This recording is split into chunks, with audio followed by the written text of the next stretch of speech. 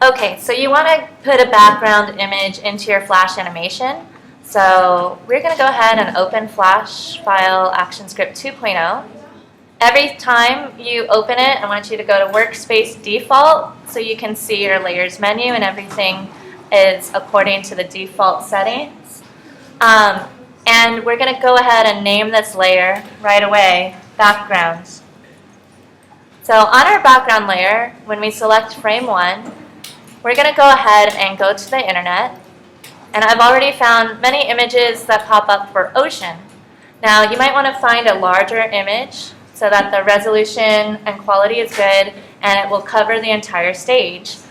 So I'm going to go ahead and take this image. And you also want to make sure you do the full-size image. So when I select the full-size image, I simply move my window over. I can click and drag my image onto the stage. And there it is. Now I can also change the size if I wanted to. I can, move this image. It's quite large. Change the size with the transform tool. Hold shift in the corner so I can make it proportional.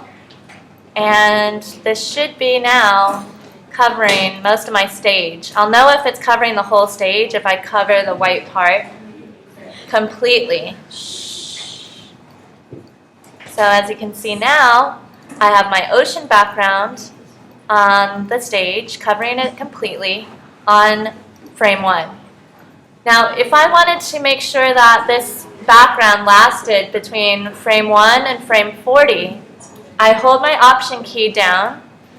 I get a little box next to my cursor, next to my arrow, and I click and drag the gray square over 40 frames.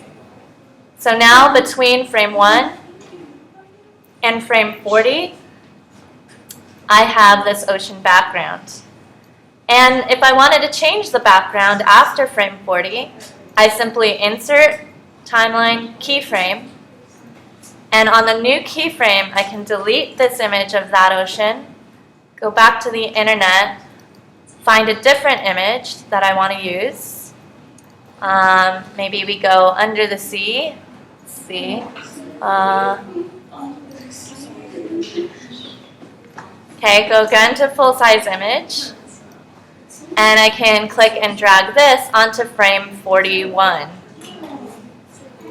All right. So again, I can transform it. Once I see the corner where it went, I can transform with the transform tool. Minimize my image. Gotta make it bigger. I also don't want words on my image, so if that happens and you notice it at this point, I would just go ahead and find a new image, or we can also try and make sure that those words don't appear on the stage by bringing it down. And same way, if I wanted to make this last for a certain amount of time, between 40 and 80, I hold down my Option key, click and drag the frame to frame 80, and I now have a change in background. So when I control test movie, you can see it change on the 40th frame.